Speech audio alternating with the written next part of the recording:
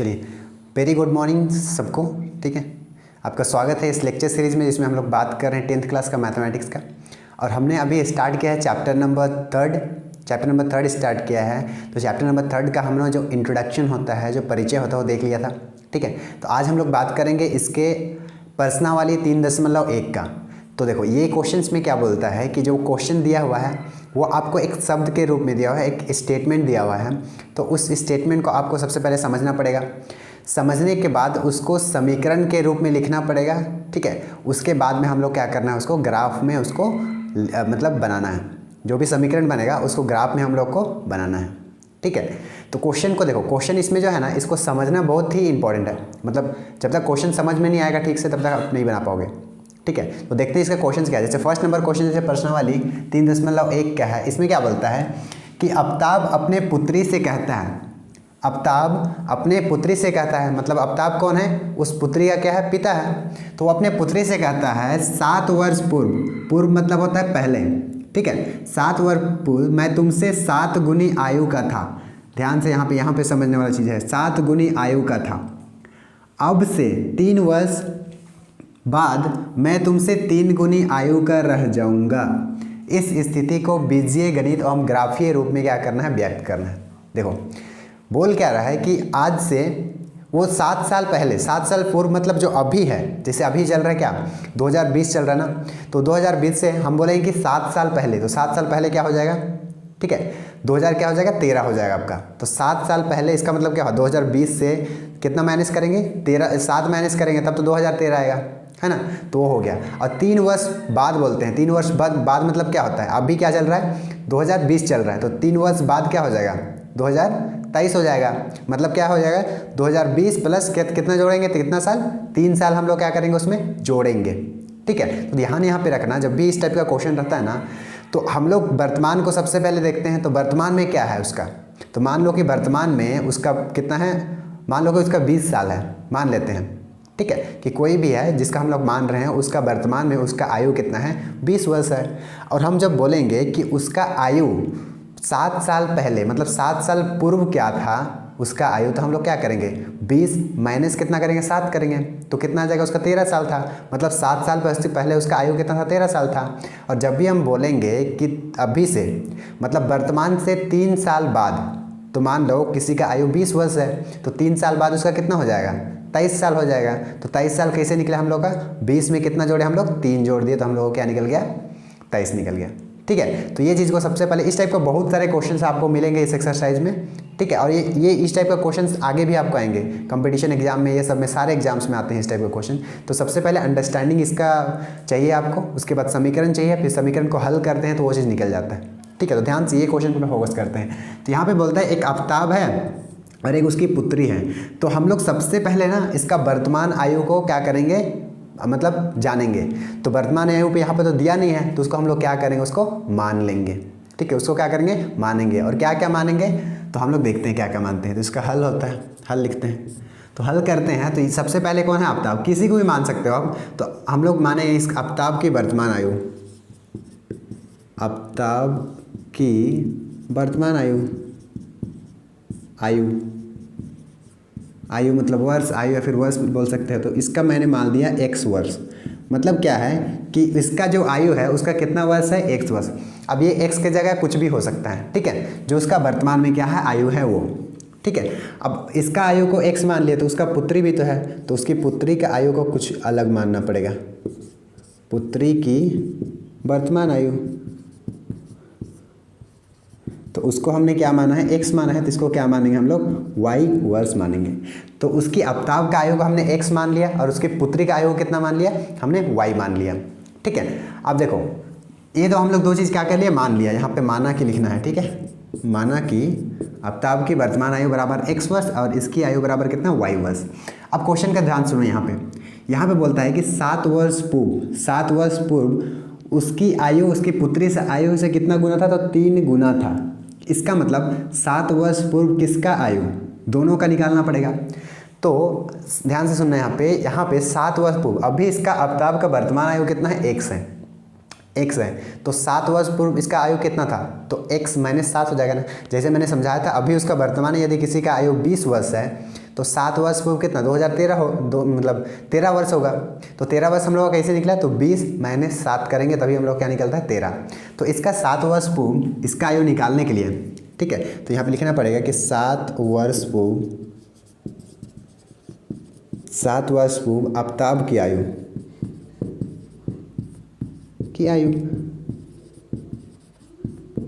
अभी इसका आयु x वर्ष है, तो 7 वर्ष पूर्व मतलब पहले कितना हो जाएगा, x - 7 होगा नहीं होगा, x - 7 ही तो हो जाएगा ना इसका आयु। वैसे ही उसका पुत्री का भी आयु निकालेंगे हम लोग 7 वर्ष पूर्व उसकी पुत्री के आयु को निकालेंगे, तो पुत्री की आयु वो भी तो क्या हो जाएगा y - अभी इसका y है तो 7 साल पहले y - 7 होगा नहीं होगा, y - 7 हो गया ना। तो 7 वर्ष पूर्व हम लोग दोनों का आयु निकाल लिया। अब क्वेश्चन में क्या बोलता है कि 7 वर्ष पूर्व मैं तुमसे 7 गुनी आयु का था, मतलब उसका पापा बोल रहा है कि 7 साल पहले मैं तुम्हारा आयु का कितना गुना था, 7 साल था, ठीक है। अब 7 वर्ष पूर्व मैं तुमसे 7 गुनी आयु का था बोलता है, तो 7 वर्ष पूर्व आफ्ताब का कितना आयु है, आफ्ताब का कितना आयु है, x - 7 है बराबर। और क्या बोलता है कि उसकी पुत्री का आयु का मतलब जितना भी पुत्री का आयु था 7 वर्ष पहले उसके आयु का 3 गुना था बोलता है, मतलब 3 गुना मतलब पुत्री का आयु में 3 गुना करना पड़ेगा तब उसका क्या निकलेगा, आफ्ताब की आयु निकलेगा, ठीक है। समझो चीज़ को यहाँ पे और एक बार समझाता हूँ मैं।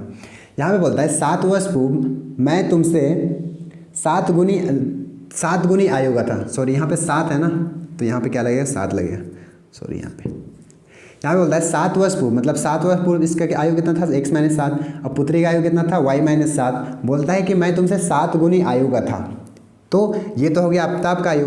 तो बोलता है कि उसकी पुत्री का जितना भी आयु था 7 वर्ष पहले उसका 7 गुना करोगे तब उसका क्या मिलेगा, आफ्ताब की आयु मिलेगा, ऐसे करके क्या बोलता है।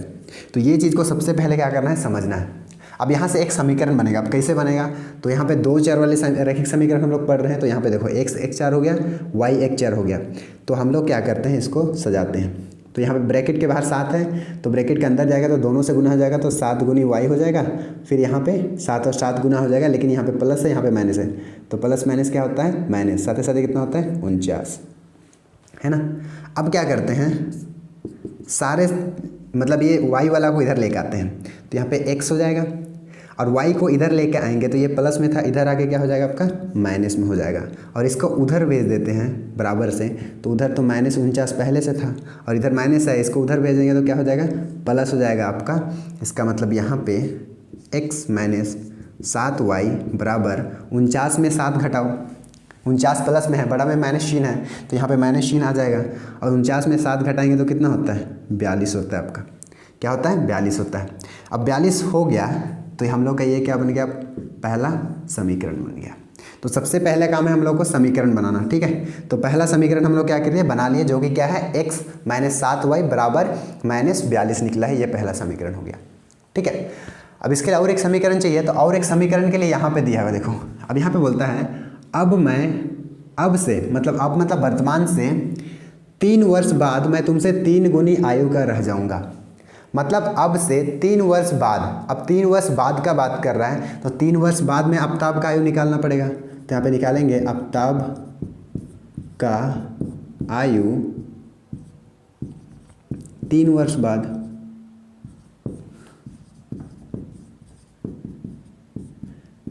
तो मैंने क्या बताया था, यदि वर्तमान से बाद में बोल रहा है तो प्लस हो जाएगा। मैंने क्या समझाया था कि 20 वर्ष पहले सॉरी अभी उसका आयु कितना है 20 वर्ष है, तो 3 साल बाद कितना हो जाएगा 23 हो जाएगा। अब 23 कैसे निकला हम लोग का, तो वर्तमान से हम लोग 3 जोड़े तब ना निकला, तो वही चीज़ है। वर्तमान में अभी इसका आयु x है और इसका पुत्री का y है, तो 3 वर्ष बाद आफ्ताब का आयु कितना हो जाएगा, तो x + 3 होगा नहीं होगा, प्लस करना पड़ेगा ना। वैसे ही इसका पुत्री का आयु 3 वर्ष बाद कितना हो जाएगा, अभी वर्तमान में कितना है y है, तो 3 वर्ष बाद कितना हो जाएगा y प्लस कितना हो जाएगा 3 हो जाएगा, होगा ना। अब ये क्या बोलता है कि 3 वर्ष बाद मैं तुमसे 3 गुना रह जाऊंगा, 3 गुना रह जाऊंगा। कौन बोल रहा है, उसका पापा बोल रहा है, मतलब आफ्ताब बोल रहा है, तो x + 3 वर्ष बाद इसका आयु है। अब बोलता है कि 3 वर्ष बाद मैं तुमसे 3 गुना रह जाऊंगा, मतलब इसका जो भी पुत्री का आयु होगा उससे कितना गुना रह जाएगा, तो 3 गुना। तो यहाँ पे 3 से क्या करना पड़ेगा, गुना करना पड़ेगा, है ना। ये चीज़ को समझना इंपॉर्टेंट है। अब यहाँ से समीकरण निकलेगा, अब कैसे निकलेगा, तो यहाँ पे x प्लस क्या हो गया 3 हो गया, और 3 ब्रैकेट से बाहर है तो 3 एक एक बार क्या हो जाएगा ब्रैकेट वाला से गुना हो जाएगा, तो 3 और 3y होता है, प्लस 3 तिया कितना होता है 9, दोनों प्लस में है तो प्लस में हो जाएंगे। अब क्या करेंगे हम लोग, x और y को एक साइड में करते हैं, तो यहाँ पे x है, y को इधर लेके आते हैं तो यहाँ पे 3y है जो कि प्लस में है, इधर आने के बाद क्या हो जाएगा आपका माइनस में हो जाएगा, और यहाँ पे आगे यहाँ से 9 बचा हुआ है, अब 3 को हम लोग उधर ले जाएंगे तो ये प्लस में था, आज जाके क्या हो जाएगा माइनस हो जाएगा। तो यहाँ से हम लोग का समीकरण एक आ गया, 3y बराबर 9 में 3 घटाओगे तो कितना होता है 6, तो ये आपका दूसरा समीकरण क्या हो गया आ गया। ठीक है, दूसरा समीकरण क्या हो गया आ गया। ठीक है, अब इसका हम लोग क्या करेंगे, ग्राफ में क्या करेंगे बनाएंगे। ठीक है, ये तो हम लोग को बीजगणित में हम लोग दिखा दिए, ये हो गया बीजगणित में आपका ये जो समीकरण बना दिया, इसका मतलब ये बीजगणित के रूप में हम लोग क्या कर दिए, इसको दिखा दिया। अब इसको बनाएंगे ग्राफ के रूप में। ठीक है, तो ग्राफ बनाने के लिए मैंने बताया था कि समीकरण, कोई भी समीकरण का ग्राफ बनाना है तो सबसे पहले उसका एक टेबल बनाते हैं। टेबल में क्या होता है, x का मान और y का मान होता है। ठीक है, और x और y दोनों का मान को हम लोग उपयोग करके ग्राफ में क्या करते हैं, उसको बनाते हैं। ठीक है, तो जो ग्राफ कैसे बनाते हैं उसको देखते हैं। सबसे पहले इसको नोट डाउन कर लो पहले। ठीक है, ये वीडियो फ्लो में जाता है तो आप लोग पॉज कर लीजिए वीडियो को, उसके बाद में ये नोट डाउन करके फिर आगे देखिए। अब दो समीकरण हम लोग को मिल गया था, पहला समीकरण कौन सा था, तो x माइनस 7y माइनस 42 था, और दूसरा समीकरण कौन सा था, तो x माइनस 3y बराबर कितना था 6 था। अब ये दोनों समीकरण को हम लोग क्या करेंगे, एक टेबल बनाएंगे। सबसे पहले टेबल बनाते हैं तो टेबल में x और y का मान निकालेंगे, तो वो कैसे निकलेगा, तो हम लोग x का मान को मानते जाएंगे, मानते मतलब क्या होता है एज्यूम करना, मानते जाएंगे, और y का मान इस समीकरण से क्या करेंगे निकालेंगे। तो टेबल बनाने के लिए सबसे पहले हम लोग समीकरण को ना y के बराबर निकालना पड़ता है, मतलब y को छोड़ने के बाद जो भी है उसको एक साइड में रखो और y को एक साइड में रखो। तो यहाँ पे जैसे करते हैं, तो यहाँ पे ध्यान से देखो, यहाँ पे y को रखना है तो ये 7y है बराबर, इधर जाके माइनस 42 है। अब इसको x को उधर ले जा रहे हैं तो ये प्लस में है, इधर जाके क्या हो जाएगा आपका माइनस में हो जाएगा। अब माइनस में हो गया तो यहाँ पे देखो, अब क्या करेंगे, y बराबर हम लोग को निकालना है, तो y के साथ में क्या लगा हुआ है x जो कि गुना में है, तो इसको भी भेजेंगे उधर, तो ये कहाँ चला जाएगा आपका भागा में चला जाएगा ना, क्योंकि गुना में है तो वो कहाँ चला जाएगा आपका भाग में, और इधर माइनस है तो यहाँ भी क्या हो जाएगा माइनस। अब देखो यहाँ भी माइनस यहाँ भी माइनस, सबसे पहले इस माइनस को ना क्या करो कॉमन लो, तो दोनों में माइनस को ब्रैकेट से बाहर निकाल दिए तो आपका 42 प्लस कितना बचेगा आपका x। ठीक है, 42 प्लस कितना बचेगा, और थोड़ा नीचे लिख देता हूँ मैं, बराबर इधर 42 प्लस कितना बचेगा आपका x बचेगा, अब बटे कितना है 7 है। अब यहाँ पे भी देखो माइनस है तो माइनस माइनस दोनों साइड रहता है वो कट जाता है, तो फाइनली हम लोग का y बराबर कितना निकला, तो आपका हम लोग का समीकरण में 42 प्लस x बटे कितना निकला आपका 7। अब हम लोग देखो y बराबर कितना निकला 42 प्लस x बटे कितना निकला 7 निकला। अब हम लोग टेबल बनाने के लिए, इसका मैं यहाँ पे टेबल बनाता हूँ, इस टेबल बनाने के लिए, ठीक है, टेबल में क्या क्या रहता है, तो पहला में x का वैल्यू और दूसरा में y का वैल्यू लिखते हैं, मतलब x का वैल्यू इसमें लिखेंगे, y का मान किस में लिखेंगे, इसमें लिखेंगे। ठीक है, y का मान कहाँ लिखेंगे, इसमें लिखेंगे। अब देखो ध्यान से, अब हम लोग कैसे निकालते हैं x और y का मान, तो मैंने बताया था इसको क्या करते हैं हम लोग मानते हैं, और y का मान को कहाँ से निकालते हैं, तो इस समीकरण से क्या करते हैं निकालते हैं। अब देखो, अब इसको निकालने का भी थोड़ा सा नियम होता है कि हम लोग देखो x का मान को ऐसे लेना पड़ेगा कि नीचे जो भी है 7 ना, उसे पूरा पूरी कट जाए, सबसे पहली बात पूरा पूरी क्या हो जाए कट जाए, और जो भी वैल्यू हम ले रहे हैं वो दोनों आपस में सामने सामने हो, क्या हो सामने सामने में हो। ऐसा नहीं कि यहाँ पे एक 7 लिए तो वो 200 आ गया, ठीक है, यहाँ पे 7 वैल्यू x का लिए तो ये 200 हो गया, ऐसे मान को नहीं लेना है। ठीक है, तो x का ऐसे मान लेना है कि दोनों का वैल्यू क्या आएगा, सामने सामने आएगा। जैसे हम लोग एग्जांपल्स के लिए लेते हैं, यहाँ पे मैं 1 रखता हूँ, देखो 1 रखूँगा x का मान, तो 42 प्लस 1 43 बटे 7 होगा, जो कि पूरा पूरी नहीं कटता है, तो ऐसे मान को क्या करना है, नहीं रखना है। ठीक है, ऐसे मान को क्या करना है, नहीं रखना है।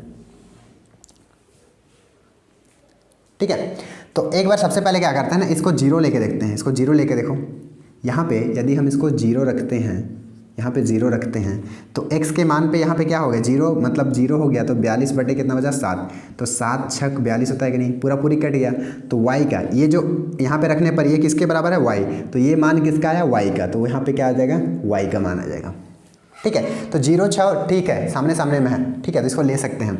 अब क्या रखते हैं ना, इसका मान को क्या करो ना, देखो 2 3 4 5 रखेंगे, 2 3 0 से शुरू करो, 2 3 4 5 रखेंगे तो वो पूरा पूरी नहीं कटेगा।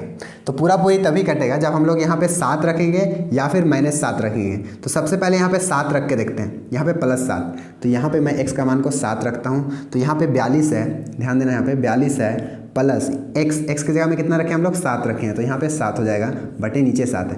अब 42 और 7 को जोड़ने पे होता है आपका 49/7, और 7 क्या होता है 49, मतलब कि कट गया, मतलब बच्चा कितना y बराबर 7 बच गया। y बराबर कितना बचा था आपका 7 बच गया। ठीक है, और एक मान लेते हैं, तो ये 7 रखे तो 7 आ गया। अब यहाँ पे क्या करते हैं ना, -7 रख के देखते हैं, माइनस, आप प्लस माइनस किसी को भी ले सकते हैं, तो हम लोग क्या रखते हैं -7 लेके देखते हैं। तो यहाँ पे 42 और x की जगह में मैंने क्या रखा -7, तो यहाँ पे -7 हो गया, नीचे कितना है 7, तो 42 में 7 घटाने पे कितना होता है 35 होता है, 35/7, तो 7 बचे कितना हो जाएगा आपका 35।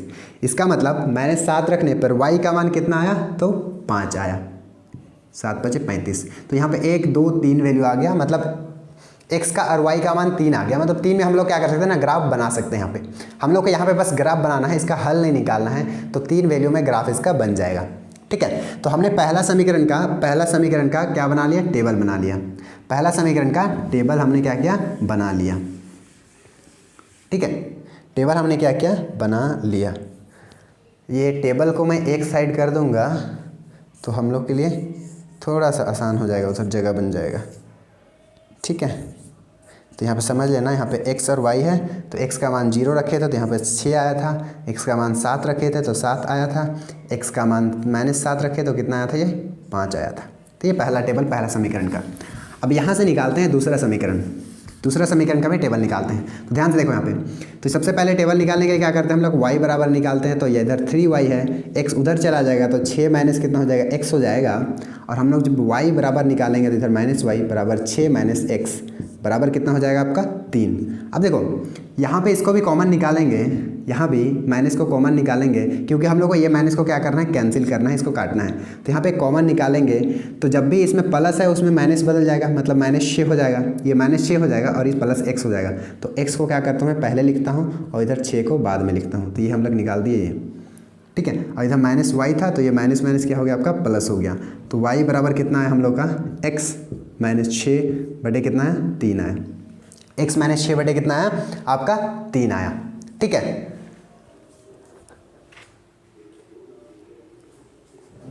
ये आ गया। अब यहाँ पे इसको क्या करते हैं ना, इसको टेबल बनाते हैं, इसका भी टेबल हम लोग क्या करते हैं यहाँ पे बना देते हैं। यहाँ पे x का मान रखता हूँ, यहाँ पे क्या आ जाएगा आपका y का मान। अब देखो यहाँ पे ऐसे वैल्यू लेना है कि 3 नीचे 3 है, तो 3 से क्या होगा ना, पूरा पूरी कट जाएगा। तो यहाँ पे रख के देखो 0 सबसे पहले, तो यहाँ पे हम लोग रखते हैं 0 सबसे पहले। तो यहाँ पे 0 रखने पर ये कितना हो रहा है, -6 बच रहा है ऊपर में, तो -6 ऊपर में बच रहा है, नीचे 3 बच रहा है, तो कटेगा ना, 3 का 3, 3 दूना 6, तो यहाँ पे कितना बचेगा आपका -2 बचेगा। ठीक है, अब x का मान 1 रखेंगे तो कितना हो जाएगा, -5/3, 5 3 से कटता है क्या, नहीं कटता है ना, तो उस वैल्यू को हम लोग क्या करेंगे, नहीं लेंगे। और यहाँ पे रख के देखते हैं, तो x का मान क्या लग सकते हैं, तो x का मान हम लोग यहाँ पे यदि क्या रखते हैं, यहाँ पे 3 रखते हैं, x का मान रख के देखो 3, तो x का मान यहाँ पे 3 रखोगे, यहाँ पे 3 रखोगे तो, और यहाँ पे भी कितना है आपका 6 है, तो 3 में 6 घटाओगे तो -3 होता है बटे 3, तो 3 का 3 कट जाएगा तो 1 बचेगा। तो यहाँ पे लेकिन आगे में क्या है, माइनस है, तो यहाँ पे ये बच गया। फिर यदि x का मान को 6 रखते हैं तो यहाँ पे देखो 6 - 6, तो 6 में 6 घटाओगे तो 0 होता है, तो 0 को 3 से भागा दोगे तो वो 0 ही होता है ना, तो हम लोग का यहाँ भी टेबल बन गया। ठीक है, तो ये टेबल को क्या करना है ना, समझना अच्छे से। चलिए, अब क्या हो गया, हम लोग के पास टेबल बन गया, तो इसको ग्राफ में कैसे बनाते हैं, अब देखो टेबल में जो हम लोग का वैल्यू आया वो सबसे बड़ा कितना है, 7 है और 7 है। इसका मतलब x और y एक्सिस में दोनों में 7 डिवीजन तो बनाना पड़ेगा, है ना। यहाँ पे देखो हम लोग बता चुके हैं कि कैसे हम लोग ग्राफ बनाते हैं। तो यहाँ पे x अक्ष और y अक्ष लेते हैं, ये वाला क्या होता है आपका x अक्ष होता है और ये वाला क्या होता है आपका y अक्ष होता है। ठीक है, अब x अक्ष में ये भी x अक्ष हो गया, x अक्ष में दाहिनी तरफ क्या होता है, प्लस का मान होता है, तो 1 2 3 4 5 6 7 1 2 3 4 5 6 7 प्लस वाला हो गया। और इधर में क्या होता है, माइनस होता है, तो 1 2 3 4 5 6 7 1 -1 -2 -3 -4 -5 -6 और आपका इधर और एक ले लेते हैं तो ये हो गया आपका -7। वाई अक्ष में ऊपर जो जाता है वो क्या होता है, प्लस में मान होता है। तो 1 2 3 4 5 6 7, तो 1 2 3 4 5 6 7 और यहाँ पे माइनस में जाता है 4 5 6 7, तो इधर क्या जाता है आपका माइनस में मान जाता है -7। तो हमने क्या किया, एक्स अक्ष और वाई अक्ष को क्या कर दिया, हमने एक्स बना दिया। अब क्या करेंगे ना, इस एक्स अक्ष और वाई अक्ष में हम लोग क्या करेंगे, इस टेबल का मान को यूज करेंगे और यहाँ पे उसका ग्राफ बनाएंगे। ठीक है, किसका ग्राफ बनाएंगे, तो ये समीकरण का क्या बनाएंगे, ग्राफ बनाएंगे। अब ध्यान से देखते जाना कैसे बनता है। ठीक है, अब मैंने 7 तक यहाँ तक क्यों लिया, 7 तक ही क्यों लिया, तो 7 तक इसीलिए लिया क्योंकि इसका सबसे ज़्यादा मान कितना है आपका 7 है। तो हम लोग यहाँ से बना सकते हैं। तो सबसे पहला वैल्यू क्या है, इधर पहला समीकरण इसका बनाते हैं। तो x का मान 0 लेने पर y का मान 6 है। अब x का मान 0 कहाँ पे होता है, x का मान 0 कहाँ पे होता है, तो यहाँ पे x का मान और y का मान दोनों का 0 होता है। अब x का मान 0 कहने का मतलब ये हो गया कि y अक्ष, x का मान 0 कहने का मतलब हो गया, देखो 0 कहने का मतलब ये अक्ष में पूरी क्या होता है, x का मान 0 होता है। उधर जाओगे तो x का मान प्लस में होगा, इधर जाओगे तो माइनस में होगा, लेकिन ये y अक्ष में पूरा x का मान क्या होता है, 0 होता है। तो x का मान 0 लेने पर y का मान कितना है आपका 6 है, तो +6 है। तो x का मान 0 लिए तो y का मान +6 है, मतलब ऊपर जाएगा ऊपर जाएगा ऊपर, यहाँ 6 मिला, तब यहाँ पे पॉइंट हो गया। ठीक है, तो एक पॉइंट हम लोग को मिल गया। अब दूसरा क्या लेंगे, 7 लेने पर 7 आ रहा है।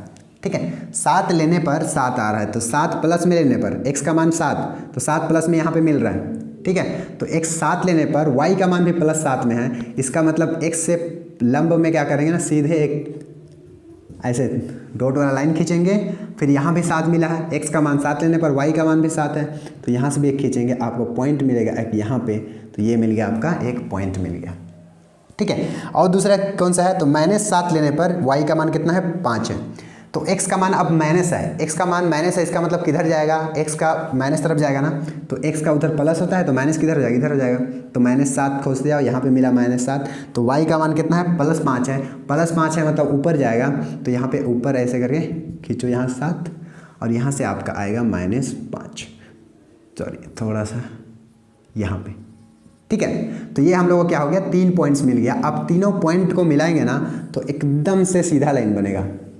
यहाँ पे थोड़ा सा टेढ़ा बन रहा है, लेकिन आप ग्राफ पेपर में बनाओगे और स्केल से खींचेगा तो एकदम सीधा लाइन बनता है। तो मैंने बताया भी था, कोई भी रैखिक समीकरण, ये कौन सा समीकरण है, तो रैखिक समीकरण कितना इसमें चर है, तो 2 चर है, x और y चर है। 2 चर वाले क्या है, रैखिक समीकरण ही तो हम लोग पढ़ रहे हैं ना, 2 चर वाले रैखिक समीकरण के युग।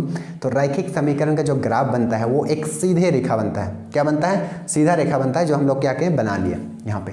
तो ये किसका ग्राफ है, तो उसके लिए हम लोग क्या करेंगे, वहाँ पे समीकरण लिख देंगे, इसके ऊपर में x - 7 y बराबर -42 का क्या है, ये ग्राफ है। तो पहला का हमने क्या बना दिया, ग्राफ बना दिया। अब बनाते हैं दूसरा का। दूसरा का भाई बनाएंगे तो यहाँ पे देखो x का मान 0 रखे हैं, तो y का मान कितना है 2 है। x का मान 0, तो x का मान 0 कहाँ होता है, पूरे एक y अक्ष में होता है, तो y का मान कितना है -2 है। तो x का मान यहाँ पे 0 रखे तो y का मान -2 है, इसका मतलब यहाँ पे आपका पॉइंट्स मिल गया, एक पॉइंट मिल गया। सेकंड पॉइंट, x का मान 3 रखने पर, +3 रखने पर y का मान -1 है, तो +3 कहाँ पे मिलेगा भैया, आपको यहाँ पे मिलेगा। अब +3 रख दिए तो y का मान कितना है -1 है, y का मान -1 है, इसका मतलब नीचे जाएगा। इसका मतलब यहाँ पे 3 रखने पर y का मान -1 यहाँ पे है, दोनों को ले जाओगे तो यहाँ पे मिलेगा। तो यहाँ पे एक हम लोग को क्या मिल गया, पॉइंट्स मिल गया। ठीक है, अब थर्ड है, x का मान 6 रखने पर y का मान 0 है। x का मान 6 रखने पर +6, तो +6 यहाँ पे है, y का मान 0 है। y का मान 0 कहाँ होता है, इस पूरे x अक्ष में क्या होता है, y का मान 0 होता है। ध्यान से यहाँ पे समझना चीज़ को, x अक्ष में, पूरे x अक्ष में y का मान 0 होता है, जस्ट उल्टा। और पूरे x अक्ष में y का मान 0 होता है और पूरा y अक्ष में x का मान क्या होता है, 0 होता है। तो यहाँ पे पूरा 0 हो गया और यहाँ पे 6 आपको मिल गया x का मान, मतलब 3 पॉइंट्स मिल गए। तो 3 पॉइंट मिल गए तो तीनों पॉइंट को क्या करो ना, मिलाने पर एक सीधी रेखा आपको क्या मिलेगा, मिल जाएगा। तो ये सीधी रेखा क्या हो गया आपका, मिल जाएगा। तो सीधी रेखा मिल गया, वो किसका है, तो इसका है। तो x - 3y बराबर क्या है 6, तो इसका बन गया। तो यहाँ तक हम लोगों को सॉल्व करना है। पहले क्या निकालना है, इसका समीकरण मतलब बीजगणित के रूप में लिखना है, फिर इसका ग्राफीय विधि में हल करना है, मतलब हल नहीं करना है, ग्राफीय विधि में निरूपित करना है। मतलब अभी हल हम लोग नहीं किए हैं, इसका हम लोग बाद में देखेंगे इसका हल कैसे होता है, ग्राफीय विधि से भी देखेंगे और हम लोग बीजगणित के विधि से भी क्या करेंगे, इसको हल करने का कोशिश करेंगे, इसको करेंगे आगे। तो यहाँ तक इसे ग्राफीय विधि में ऐसे इसको हम लोग क्या करते हैं, बनाते हैं। अब देखो कोई भी पॉइंट्स को हम लोग निर्देशांक बोलते हैं, तो इसको हम लोग कैसे दिखाते हैं, मान लो यहाँ पे दिखाता हूँ मैं इसका। तो ये पॉइंट्स को हम लोग कैसे दिखाएंगे, तो सबसे पहले x का मान लिखते हैं, जो कि x का मान यहाँ पे 6 है, y का मान कितना है 0 है, तो ये हो गया इस पॉइंट का निर्देशांक इसको बोलते हैं। ठीक है, इस पॉइंट का निर्देशांक। वैसे यहाँ पे भी लिख सकते हो आप पहले, लेकिन x का मान लिखना है, बाद में क्या लिखना है, y का मान लिखना है। ठीक है, तो ये पहला क्वेश्चन यहाँ पे खत्म होता है। देखते हैं अब सेकंड क्वेश्चन का और। ठीक है, तो चलिए सेकंड नंबर क्वेश्चन सुनना है।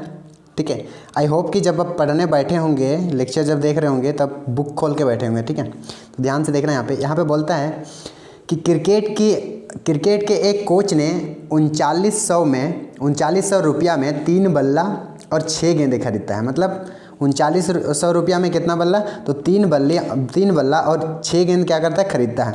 बाद में उसने एक बल्ला और उसी प्रकार के 3 गेंदें 1300 रुपये में खरीदता है। इस स्थिति को बीजगणित तथा ज्योमेत्रियों के रूप में व्यक्त कीजिए। मतलब कि उसका समीकरण निकालना है और ग्राफ बनाना है।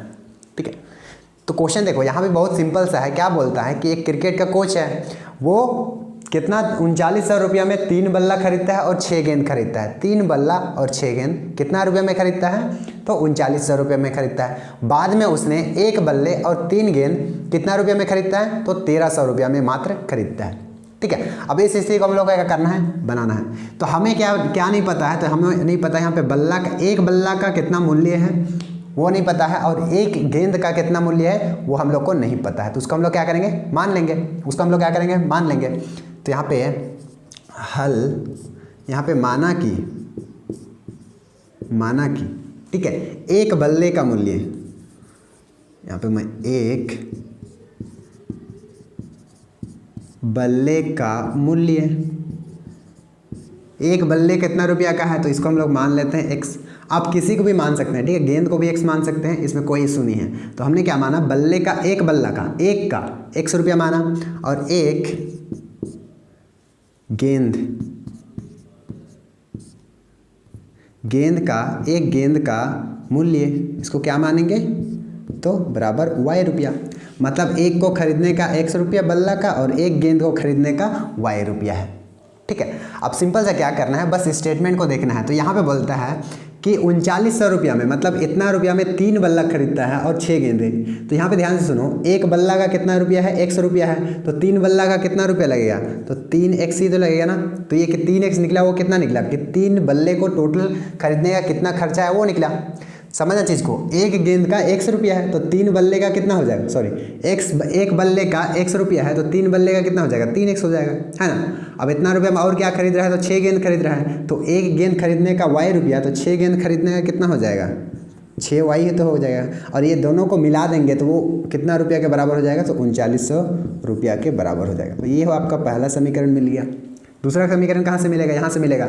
अब बोलता है यहाँ पे एक बल्ले खरीदने का और 3 गेंद खरीदने का मूल्य कितना है, 1300 रुपया है। तो यहाँ पे एक बल्ले खरीदने का 100 रुपया है, तो यहाँ पे एक ही बल्ला तो खरीद रहा है ना, तो यहाँ पे एक ही बल्ला खरीदा तो x हो जाएगा। और कितना गेंद खरीद रहा है, तो 3 गेंद, एक गेंद खरीदने का y रुपया, तो 3 गेंद खरीदने का कितना हो जाएगा, 3y। कितना रुपया में खरीद रहा है टोटल दोनों को, तो दोनों मिला के 1300 रुपया में खरीद रहा है। यही तो है दूसरा समीकरण। तो पहला समीकरण मिल गया, दूसरा समीकरण मिल गया। तो यहाँ पे हमने इसको बीजगणित के रूप में दर्शा दिया। अब क्या करना है, ग्राफ विधि में दर्शाना है। ग्राफ में दर्शाने के लिए क्या चाहिए हमें, टेबल चाहिए। अब टेबल चाहिए तो सबसे पहले इसका क्या निकालना पड़ेगा, इसका टेबल बनाना पड़ेगा ना। टेबल बनाने के लिए हम लोग समीकरण पहला को लेते हैं, समीकरण 1 से लेंगे। तो ये समीकरण में क्या है, y बराबर निकालेंगे ना, तो y बराबर निकालेंगे तो जब 6y करेंगे तो ये x कहाँ चला जाएगा आपका, इसके पीछे चला जाएगा। और पीछे जाने के बाद इधर प्लस में है तो उधर जाके आपका क्या होता है, माइनस होता है, तो माइनस हो गया। फिर यहाँ पे हमें निकालना था y बराबर, तो y बराबर निकालना तो यहाँ पे 6 था जो कि गुना में है। तो गुना वाला जब बराबर से उधर जाएगा तो आपका कितना हो जाएगा, भागा में चला जाएगा। अब भागा में चला गया तो ये देखो ये कटेगा क्या इससे, तो काटने के लिए देखो सबसे पहले हम लोग क्या करते हैं, उसका क्या निकालते हैं, कॉमन निकालते हैं।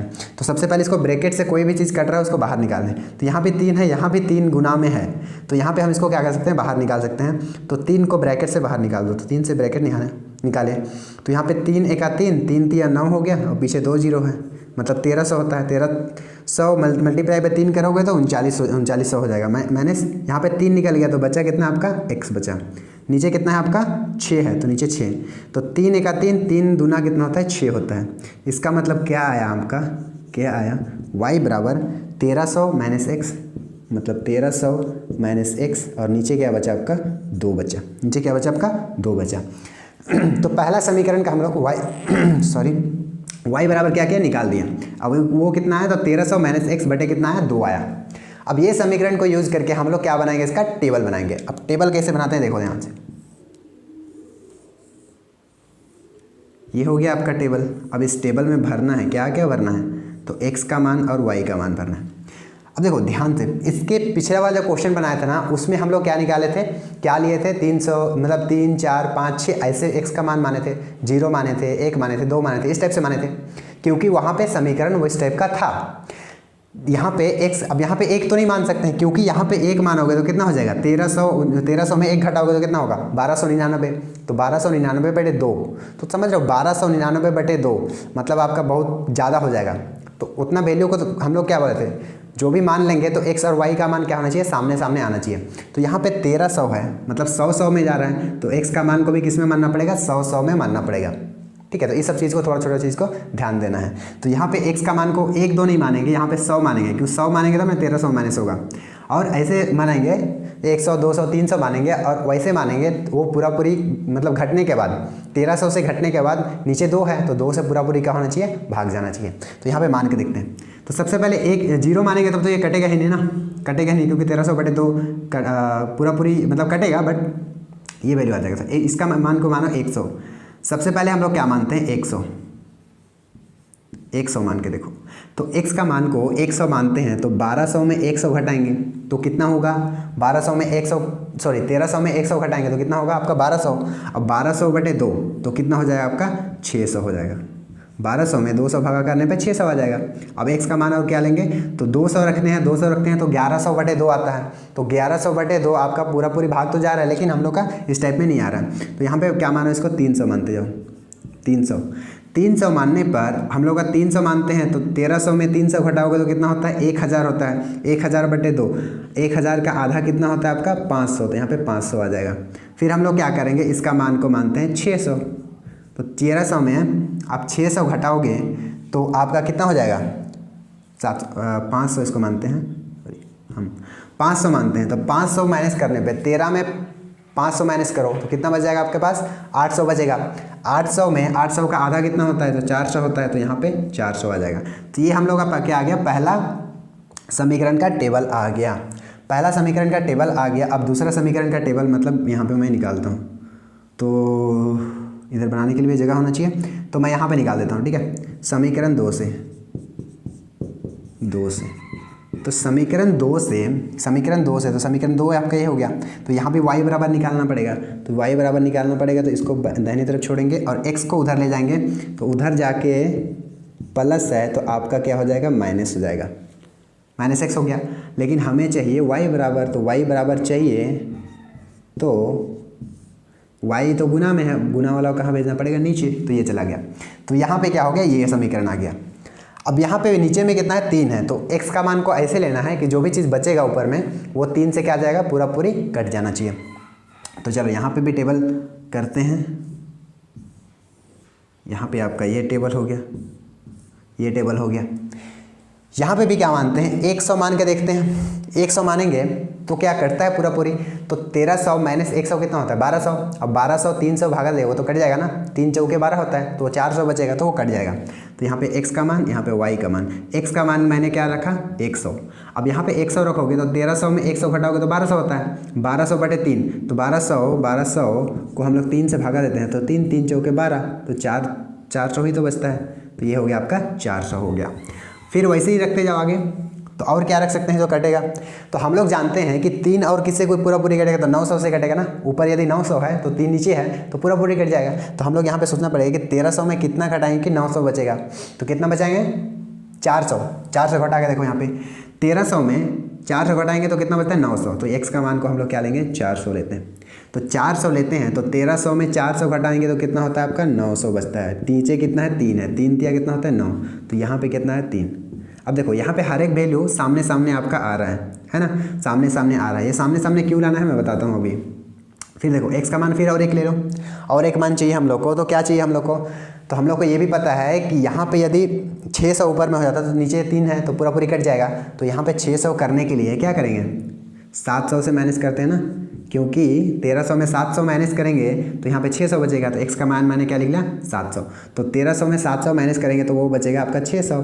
नीचे कितना है आपका? 3 है। तो 3 दूना कितना होता है? 6। तो कितना बचा नीचे? x का मान, y का मान आपका 200। ठीक है। तो इस टाइप से हम लोग का 2 टेबल क्या हो गया? बन गया। x का मान को रखते गए और यहाँ पे y का मान y बराबर ये समीकरण है तो y का मान x का मान को यहाँ पे रखते गए और y का मान को क्या किए? निकालते हम लोग गए। आपको यदि सिंपल से नहीं समझ में आया तो कर करके आप रख के देख सकते हो। ठीक है। अब 2 समीकरण आ गया, हम लोग क्या बनाएंगे? इसका अब ग्राफ बनाएंगे। अब यहाँ पे ध्यान से चीज़ को समझना है ना। ये बन गया आपका x अक्ष, ये बन गया आपका y अक्ष, ये भी हो गया आपका y अक्ष। तो यहाँ पे x, अब देखो x और y का मान देखो किस में है? 1 2 में है क्या? नहीं ना। किस में है आपका? 100 में है। 100 200 300 ऐसे करके है आपका वैल्यू। तो यहाँ पे भी ग्राफ में जो हम लोग इसको डिविजन्स अलग अलग डिविजन्स करेंगे उसका मान को कितना रखना पड़ेगा? तो 100 200 300 क्या करना पड़ेगा? रखना पड़ेगा। तो वो सब समझना जरूरी है। तो यहाँ पे 0 0 हो गया आपका। यहाँ पे एक डिवीजन सबसे बड़ा कितना 100 है आपका? तो 700 है। तो 7 डिवीजन हम लोग लेंगे। तो 1 2 3 4 5 6 7, यहाँ पे 7 आ गया। तो ये डिवीज़न को 1 2 नहीं रख के हम लोग रखते हैं 100 200, क्योंकि हम लोग का वो मान वैसे है। 300 400, ये हो गया 500, ये हो गया आपका 600 और ये हो गया आपका 700। वैसे ही इधर भी रखेंगे माइनस में, क्योंकि x का मान इधर माइनस में होता है तो इधर -100 और ऐसे ही करके जाएगा यहाँ पे -700। मैं यहाँ पे मान को नहीं लिख रहा हूँ, बीच में आप लोग लिख लीजिएगा। ठीक है। अब वैसे ही y अक्ष में ऊपर में प्लस में होता है तो 1 2 3 4 5 6 7 काफ़ी है। तो यहाँ पे 100 200 300 400 500 600 और 700 बन गया y अक्ष। y अक्ष के नीचे में, नीचे वाला y अक्ष में क्या होता है? आपका माइनस मान होता है। तो 100 माइनस यहाँ पे 700 आ जाएगा। तो यहाँ पे बीच में लिख लीजिएगा। ठीक है। हमने क्या बना दिया? एक x अक्ष और y अक्ष बना दिया, जिसका एक डिवीजन में कितना मान है? उसका 100 मान है। अब हम लोग शुरू करते हैं ग्राफ बनाना। तो पहला कौन सा था? ये वाला था। तो पहला में x का मान कितना लिए थे? 100 प्लस 100 है। तो x का मान कहाँ मिलेगा आपको? x अक्ष में मिलेगा। प्लस है तो उधर जाए मिलेगा आपको, क्योंकि इधर तो माइनस होता है। तो प्लस में 100 हम लोग को यहाँ पे मिला, यहाँ पे मिला। तो x का मान तो मिल गया 100। अब y का मान कितना है? 600 है। तो y का मान प्लस में 600 है तो प्लस में कहाँ जाएगा? ऊपर जाएगा।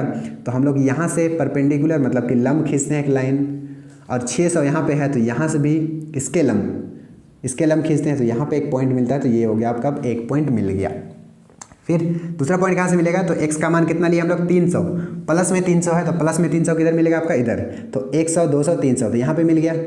तो y का मान, x का मान 300 लेने पे y का कितना है? 500 है। y का मान कितना है? 500। y का मान प्लस में 500 तो इधर मिलेगा। तो यहाँ पे हम लोग का 300 मिला था। तो यहाँ से एक लंब लाइन खींचेंगे ऐसे डॉट डॉट डॉट करके, और 500 यहाँ पे है तो यहाँ से भी 500 डॉट डॉट करेंगे। तो यहाँ पे दोनों जहाँ पे कटेगा वहाँ पे पॉइंट मिल जाएगा आपका। फिर कौन सा है आगे? 500 है। 500 x का मान प्लस में लेने पर प्लस में उधर मिलेगा आपको। 500 यहाँ पे मिल गया। तो y का मान भी प्लस में है तो प्लस में भी कहाँ मिलेगा आपको? ऊपर में 400 यहाँ पे। तो यहाँ से 400 लंब खींच दिए और यहाँ से 500 से यहाँ पे लंब खींच दिए। तो यहाँ पे आपका मिला एक पॉइंट। क्या मिला? यहाँ पे पॉइंट मिला है ना, यहाँ पे पॉइंट मिला है। अब ये तीनों लाइन जो मिला उसको हम लोग मिलाएंगे तो एक सीधा रेखा बन जाएगा। क्या बनेगा? सीधा रेखा बन जाएगा जो, ठीक है, सीधा रेखा क्या मिलेगा? मिल जाएगा। तो ये क्या हुआ आपका? ये जो समीकरण है ना, ये जो समीकरण है, ये पहला वाला समीकरण है, ये समीकरण का ग्राफ ये है। तो ये समीकरण का ग्राफ ये है। तो इसको हम लोग लिखेंगे यहाँ पे 3x + 6y = 339। तो इसका ग्राफ है। तो पहला का हमने क्या बना दिया, ग्राफ बना दिया। अब बनाएंगे दूसरा ग्राफ। तो दूसरा ग्राफ के लिए टेबल कौन सा, ये है। तो इसमें भी x का मान 100 लिए हैं, तो y का मान कितना है 4, दोनों प्लस में है, तो x का मान प्लस में 100 यहाँ पे, तो y का मान 400, तो 400 ऊपर जाएगा यहाँ पे परपेंडिकुलर, और 400 कहाँ पे है, यहाँ पे, तो यहाँ पे ऑलरेडी कटा हुआ, तो ये पॉइंट मिल गया दूसरा समीकरण के लिए पहला पॉइंट। अब दूसरा समीकरण का x का मान 400 लेने पर y का मान कितना है 300 है, x का मान 400 मतलब यहाँ पे प्लस में 400 यहाँ पे, जिसके परपेंडिकुलर खींचो इधर, तो y का मान कितना है 300, तो y का मान प्लस में 300, तो प्लस ऊपर चला जाएगा, तो यहाँ से खींचेंगे तो आपका यहाँ पे मिला, आपका ये पॉइंट मिल गया। फिर कितना है, x का मान कितना है 700 है, तो x का मान 700 प्लस में तो कहाँ जाएगा, इधर जाएगा, तो y का मान कितना है आपका 200, तो यहाँ 700 ये मिला, तो इसके लंब ऐसे खींचेंगे, तो 200 आपका y का यहाँ पे मिल गया, तो यहाँ से खींचते जाएंगे, यहाँ पे कटेगा आपका ये, तो ये हो गया आपका तीसरा पॉइंट। तो यहाँ से तीनों पॉइंट को मिला के एक सीधी रेखा खींचेंगे, तो ये आपका आ गया ग्राफ, किसका आ गया, तो आपका ये समीकरण का। तो ये समीकरण को यहाँ पे लिखेंगे, तो x प्लस 3y बराबर कितना है आपका 1300। तो ऐसे करके क्या बनता है, आपका ग्राफ बनता है। ठीक है, अब हम लोग आगे पढ़ेंगे कि ये जो ग्राफ बना है ना, उसका क्या मतलब होता है, कैसे हम लोग इससे हल निकालते हैं, ये सब पढ़ेंगे। लेकिन यहाँ तक हम लोग को बस यहाँ पे इसका समीकरण निकालना था और इसका ग्राफ बनाना था, ऐसे यहाँ तक हो गया। ठीक है, तो आई होप समझ में आ रहा होगा। और लास्ट क्वेश्चन है उसको करते हैं इसका। ठीक है, तो चलो लास्ट क्वेश्चन को इसका क्या करते हैं देखते हैं। मतलब 1 का लास्ट क्वेश्चन है, इसमें बोलता है कि 2 kg सेब और 1 kg अंगूर का मूल्य किसी दिन 160 रुपया था। 1 महीने बाद 4 kg सेब और 2 kg अंगूर का मूल्य 300 रुपया हो जाता है। इस स्थिति को बीजगणितीय तथा ज्योमेट्री रूप में व्यक्त कीजिए। ठीक है, तो इसको बीजगणितीय और ज्योमेट्री रूप में क्या करना है, व्यक्त करना है। तो यहाँ पे देखो सिंपल सा सेम टाइप से क्वेश्चन है। यहाँ पे बोलता है कि किसी दिन 2 kg सेब और 1 kg अंगूर, मतलब 2 kg सेब लो, 1 kg अंगूर लो, और टोटल कितना पैसा दो, तो 160 रुपया था, मतलब 160 रुपया लगेगा। और उसके बाद में मतलब 2 महीना या 3 महीना बाद है, इसमें 4 kg सेब और 2 kg क्या है अंगूर, उसका मूल्य कितना लगेगा 300 रुपया। मतलब 4 kg सेब खरीदो और 2 kg अंगूर खरीदने पर कितना देना पड़ेगा आपको, 300 रुपया देना पड़ेगा। चलो अब ये स्थिति को क्या करना है, बीजगणित में और ग्राफीय रूप में व्यक्त करना है। तो सबसे पहले हमने किसका पता नहीं है, 1 kg सेब का मान पता नहीं है, और किसका मान नहीं पता है, 1 kg अंगूर का मान नहीं पता है। तो हम लोग मानेंगे उसको, क्या मानेंगे, x और y मानेंगे। तो यहाँ पे हल हो गया, यहाँ पे लिखेंगे माना कि, क्या मानेंगे फिर, तो मानेंगे कि 1 kg सेब का मूल्य, क्योंकि हम लोग का 1 kg का पता नहीं है ना, तो 1 kg मूल्य, 1 kg सेब का मूल्य क्या मान लिया, x मान लिया। फिर हमने क्या मानेंगे, 1 kg अंगूर का मूल्य मानेंगे, अंगूर, पानी आ गया मुंह में, का मूल्य क्या मान लिया हमने, y रुपया मान लिया। ठीक है, मतलब सेब का 1 kg का 100 रुपया मान लिया और अंगूर का कितना मान लिया, y रुपया मान लिया। ठीक है, अब जो क्वेश्चन में दिया उसके अनुसार लिखते हैं। तो 1 kg सेब का मूल्य 100 रुपया है, तो 2 kg लेंगे तो कितना होगा, 2x ही तो होगा ना। समझो ये चीज़ को, समझना चीज़ को। मान लेते हैं 1 किलो का 50 रुपया है, 1 किलो सेब का 50 रुपया है, तो 2 किलो आप खरीदोगे तो कितना देना पड़ेगा आपको, 200। तो सेम चीज़ वहीं पे है, यहाँ पे भी है। तो यहाँ पे हमने 50 को हम लोग x मान लिया है, मतलब कोई भी है।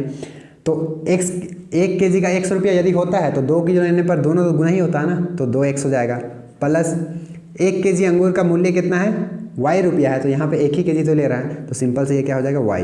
तो दोनों को खरीदने में कितना देना पड़ रहा है उसको, 60 रुपया, तो यहाँ पे 60 रुपया देना पड़ रहा है। तो ये हो गया आपका पहला समीकरण, है ना, ये आपका पहला समीकरण हो गया।